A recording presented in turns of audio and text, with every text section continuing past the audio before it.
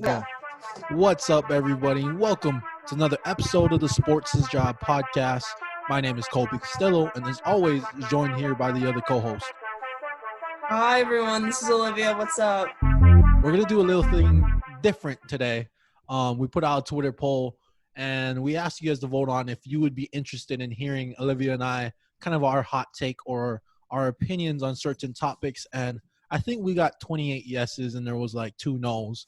But, I mean, that's better than nothing. And so per your request, majority of it, even though we have like 900 people in our community, we'll take the 28 yeses. So per your request, we're going to be doing this. This will be on our podcast.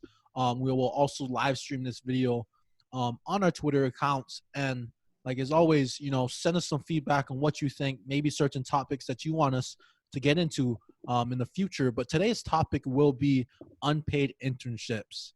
So what do you think about that, Olivia? I know that we talked about this a lot in a couple of our other episodes, and it created a lot of really good discussion. And I think it's really important for us to talk about, one, because what makes an unpaid internship stand out from a paid one. For example, I've had one unpaid internship, and that was with the 3M Open. And the reason why I decided to go that route instead of another one that was paid was because I'm working with the PGA Tour, which was an incredible experience, the amount of networking I got to do, and my responsibilities. So I think it's important that we focus on this topic because it's really important to weigh out what you think of them and, like, what is the value of them? Because obviously if they're unpaid, they have to be valuable in some other way. And then it's just going to be like, I think a lot of our other guests were saying, if you're just fetching coffee or washing their dog or washing their car, like that's not an internship. That's like, that's not what you're supposed to be doing. And I think my personal experience, like if you were to take a look at my resume, each internship I had over my college years, each summer, I actually did a volunteer internship with a different college athletic department. And it was kind of hard because I remember when you were doing the job search, I don't know if you, Olivia, but like, I didn't see anything really paid. Like there was nothing really paid that was offering paid internships. So it was kind of like I didn't have an option anyways. So I think that's important to note is the fact that there isn't much out there. I don't think most college athletic departments outside of being like a postgraduate or a GA really pay. And it's interesting because now I'm in a different position as a full-time worker, and there was a student worker who came to me and was like, dude, asked him, I was like, what are you going to do over the summer to gain experience and whatnot? He was like, probably just work with my dad or work at the painting company or this and that. I was like, bro, you got to get some sort of experience that applies to sport management. Like this is your time to take advantage of that. You don't got bills. I mean, obviously everybody's situation is kind of different. Like maybe you do have to pay bills and whatnot, but like you don't have that kind of over your head right now. So like take advantage, work an internship that has to do with sports. Yeah, you won't get paid, but I don't know. It was always beneficial for me, especially because like the relationships I built and everything. But I do think maybe in the future that we do probably have to advocate for getting paid internships, because I remember, not having that time in the summer. Like everyone's kind of like, your friends are shopping, your friends are going out, and you're like, I don't know if I can go out today or tonight because I don't got no money and things like that. You know what I mean? Yeah, like for example, this past summer, so the summer of 2019, when I was with the 3M Open, I had to make so many sacrifices. Like I remember the first like month of May, because it went from beginning of May to when I got back home until I think the week after the tournament. So I think it was the week of the 4th of July, and then it was that week after. So I made a lot of sacrifices, but one of them being like I would go into work from 9 to 4 the first month, and I would work at Target from 5 to 10 every day. So I would drive from Blaine, Minnesota, and if you're familiar with like the Twin Cities Metro, I drove from there all the way to Plymouth, which is not an easy drive to do in rush hour traffic. And then once the tournament started getting closer, they extended our hours from 8 a.m. to 5 p.m., which was a pretty long day. And then I continued to work at Target just because, like, I was still in school and I'm still in school. I need to save money. And, like, it was it was great because a lot of people were understanding of my situation, and I don't think a lot of people really like have that opportunity. But you know, when you're working so many hours like that, because it was 8 to 5 every single day that I had to go out there and work. Not that I'm complaining, but um, it was a good experience. But the amount of hours I worked they actually did pay us. They gave us a $400 check at the end of the summer because that's all they were able to pay us.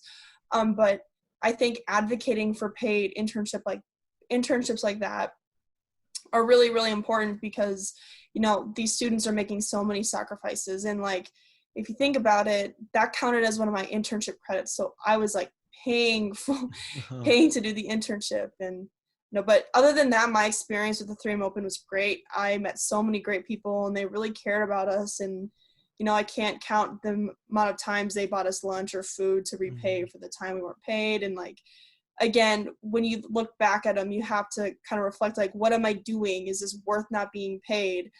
You know, I lucked out because Blaine is only 15 minutes from where I live. So that chance, like, I couldn't really give up.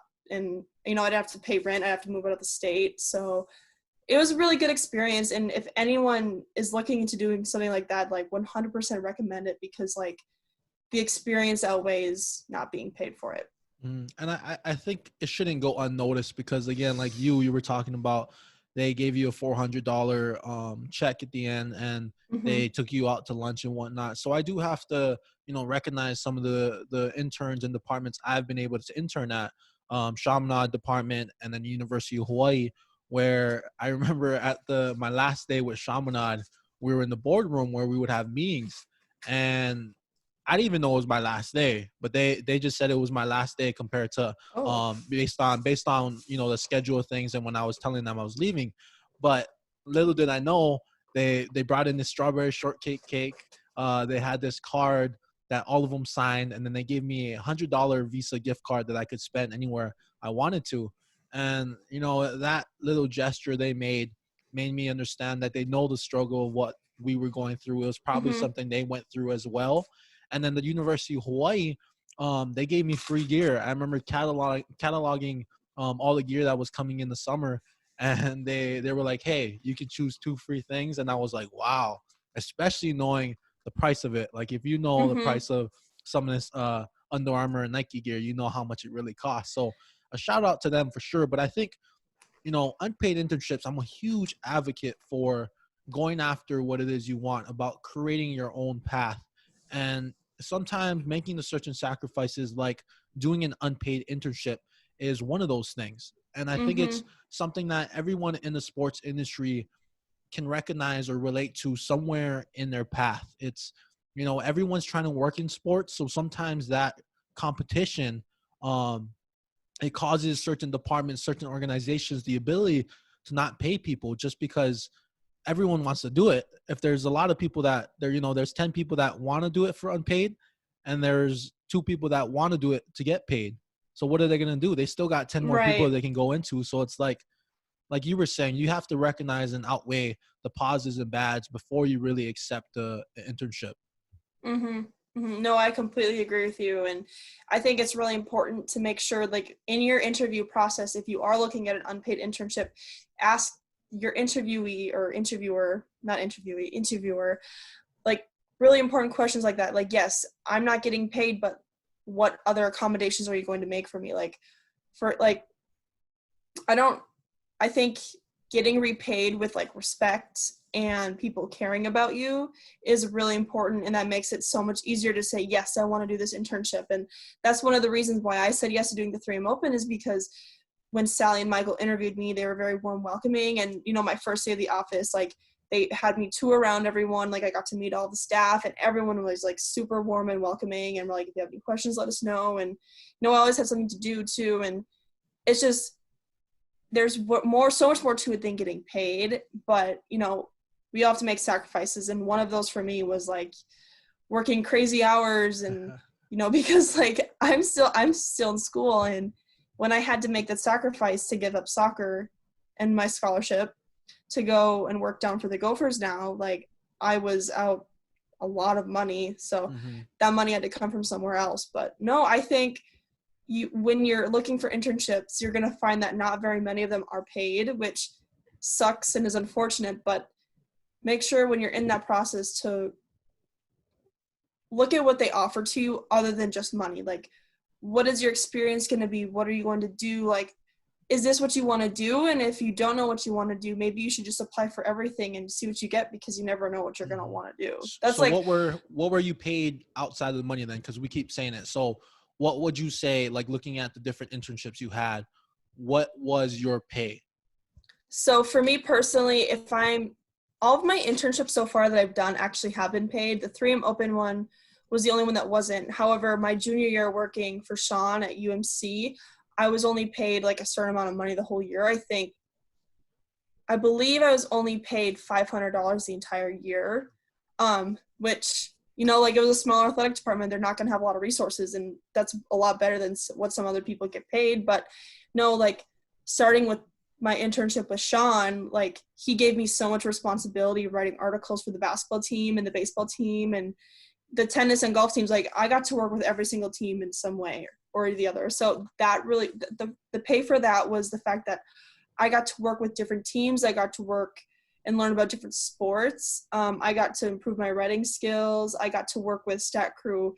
I think I'm one of the only interns in my office that really knows, like, their way around every single form of stat crew, which, if you get the chance to learn how to do stat crew or genius sports, like, take it, because those tools are so valuable. Like, doesn't matter what position in sports you are, like, so many people don't know how to do that. Going then from there, I went to my internship with 3M Open. The way I got paid in that was they gave me so much responsibility. Like, one of my duties was to make the handbook for the players' wives and then the guests that came with them.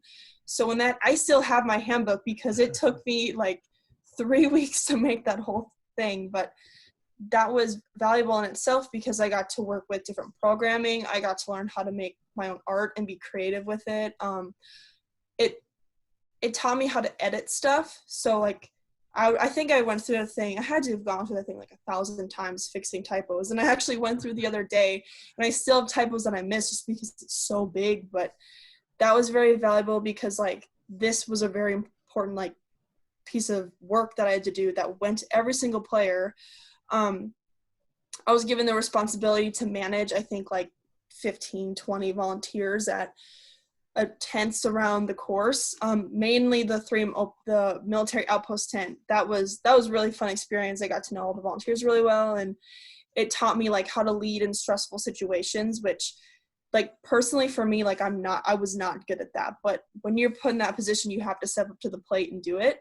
Other things that were really, really cool to me is, like, every morning the players would have to go to the driving range. So they had the interns drive them from the clubhouse to the driving range, and it's like, oh, Jason Day is sitting in the back of my golf cart. Like, oh, this is pretty cool. So one of my favorite parts was, like, getting to know their caddies.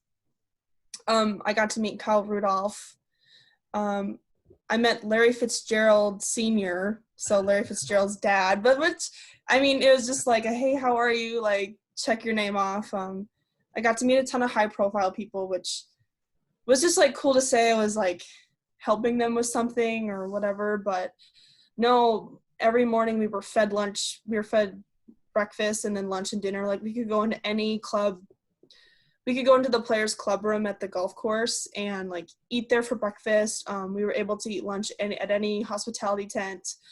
I remember there was this one called King's Corner, and that's, like, the people who pay lots of money to be in that tent, mainly for sponsorship reasons. But they had, like, these, like, really nice little smoothies, and every morning I'd go and get a breakfast smoothie. And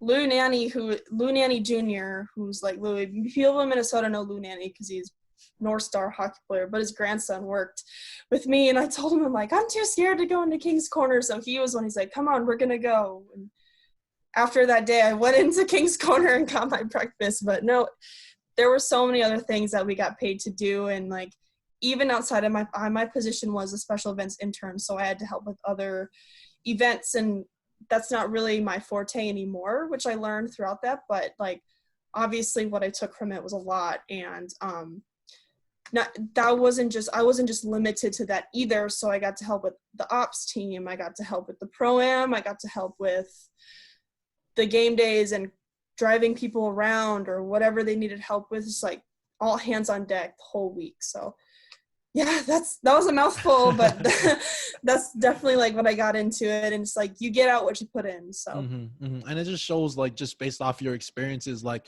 if you are looking to get an internship, like you can benefit from it outside of getting paid. Like that's the reason why I asked that question. And like based on my experience, I work full yeah, so time I was now. actually You know going what to I mean? turn around. I was going to turn around the question too. So like your unpaid internships, like what did you get and how did what you get benefit you from what you're Yeah. doing now? Yeah. So like looking at it, right? So when I went to the University of Minnesota Crookston, my work study job was to work in the athletic department. I did game management, I did compliance, I did marketing, I did whatever, all around, like kind of what Olivia did at UMC.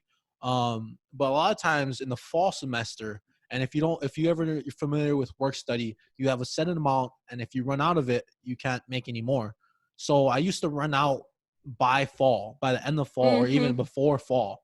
So the whole spring semester, I would work for free, and they would always tell me like, "Hey, you don't have to come." Like, whatever. Like the compliance, like with Jason Tanquist, he would be like, "Hey, you don't have to come. You can come only like an hour here and there." But I would still go on 6 a.m., 8 a.m. for a couple hours, helping file stuff, helping where I can. I work the games, but it's like you have to understand that.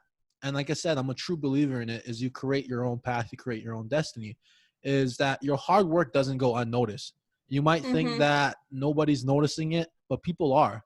So to kind of wrap the whole story around and tell you what the benefit of it was, is now I'm here in a full-time position working at the same athletic department where I was a work study worker. And that's not by accident. That's because I put in the work. When they knew what my situation was, they understood that I was there willing to work. That I was willing to do it just because that's my passion, just because I believed in helping other student athletes. I love sports. And so it's one of those things when you're looking at an internship, like we were saying, you have to weigh out the positives and the negatives. But more importantly, when you get that internship, it's based on what you put into it. Like Olivia said, you'll get something out of it depending what you put in it. Kind of like what she said. I don't know, but Mm-hmm. so if anybody out there, if you're a person in college, if you're looking at internships, don't be afraid to hit Olivia or I up on Twitter and Instagram. We're at Sports as a Job. So just hit us,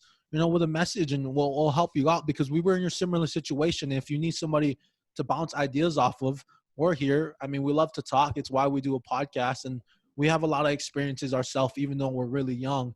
So we Mm-hmm. can offer our services. We can offer your help to you, our network to you. Like one of the interesting things one of our guests said is like, if I know somebody, then you know them as well. And that's very true with both of us. So if you are running into that problem, if you're running into an issue, if you want to talk about internships, kind of like laying the path of your career, what to do, where to go, feel free to hit us up, and we're always here.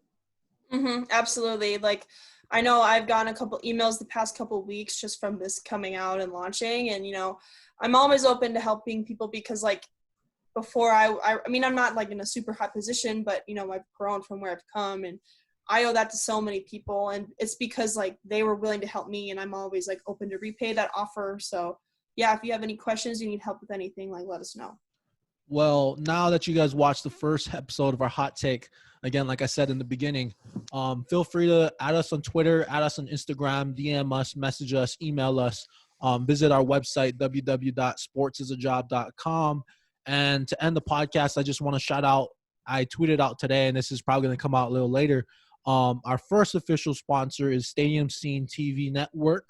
If you got a sports podcast, blog, or video, and you are not on their website yet, it's the key to build your community. Sign up there. And again, till next time, as we always say, we are all on our own individual journeys, but you are not alone.